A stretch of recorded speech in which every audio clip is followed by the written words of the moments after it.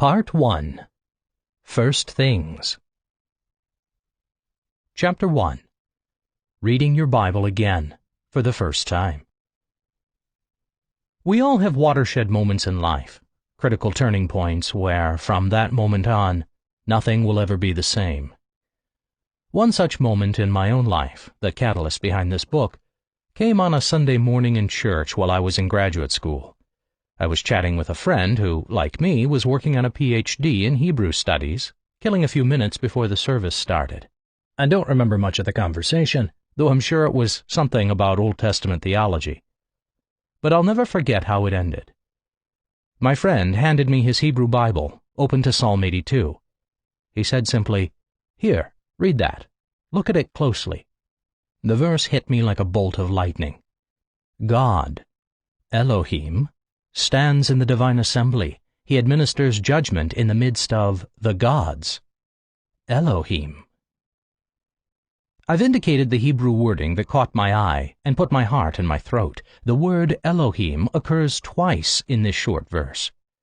Other than the covenant name, Yahweh, it's the most common word in the Old Testament for God. And the first use of the word in this verse worked fine. But since I knew my Hebrew grammar, I immediately saw that the second instance needed to be translated as plural. There it was, plain as day. The God of the Old Testament was part of an assembly, a pantheon of other gods. Needless to say, I didn't hear a word of the sermon. My mind was reeling. How was it possible that I'd never seen that before? I'd read through the Bible 7 or 8 times. I'd been to seminary. I'd studied Hebrew. I'd taught for 5 years at a Bible college. What did this do to my theology? I'd always thought, and had taught my students, that any other gods referenced in the Bible were just idols. As easy and comfortable as that explanation was, it didn't make sense here. The God of Israel isn't part of a group of idols. But I couldn't picture him running around with other real gods either. This was the Bible, not Greek mythology.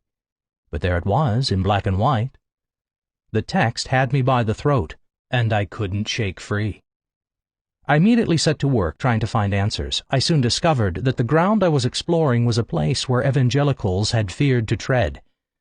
The explanations I found from evangelical scholars were disturbingly weak, mostly maintaining that the gods, Elohim, in the verse were just men, Jewish elders, or that the verse was about the Trinity. I knew neither of those could be correct. Psalm 82 states that the gods were being condemned as corrupt in their administration of the nations of the earth.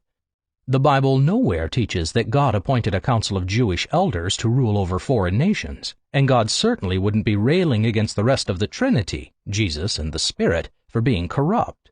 Frankly, the answers just weren't honest with the straightforward words in the text of Psalm 82.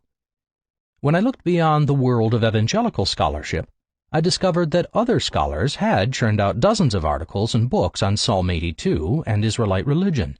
They'd left no stone unturned in ferreting out parallels between the psalm and its ideas and the literature of other civilizations of the biblical world, in some cases matching the psalm's phrases word for word.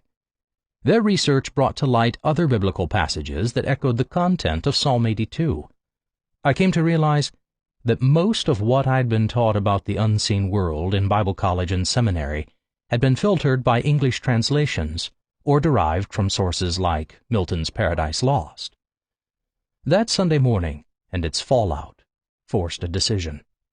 My conscience wouldn't let me ignore my own Bible in order to retain the theology with which I was comfortable. Was my loyalty to the text or to Christian tradition? Did I really have to choose between the two?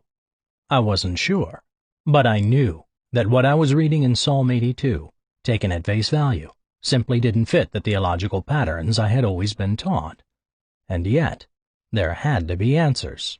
After all, the passages I had only now noticed had been read by apostles like Paul, and by Jesus himself for that matter. If I couldn't find help in finding those answers, I would just have to put the pieces together myself. That journey has taken 15 years. And it has led to this book. The path has not been easy. It came with risk and discomfort. Friends, pastors, and colleagues at times misunderstood my questions and my rebuttals of their proposed answers. Conversations didn't always end well. That sort of thing happens when you demand that creeds and traditions get in line behind the biblical text. Clarity eventually prevailed. Psalm 82 became a focal point of my doctoral dissertation, which also examined the nature of Israelite monotheism and how the biblical writers really thought about the unseen spiritual realm. I wish I could say that I was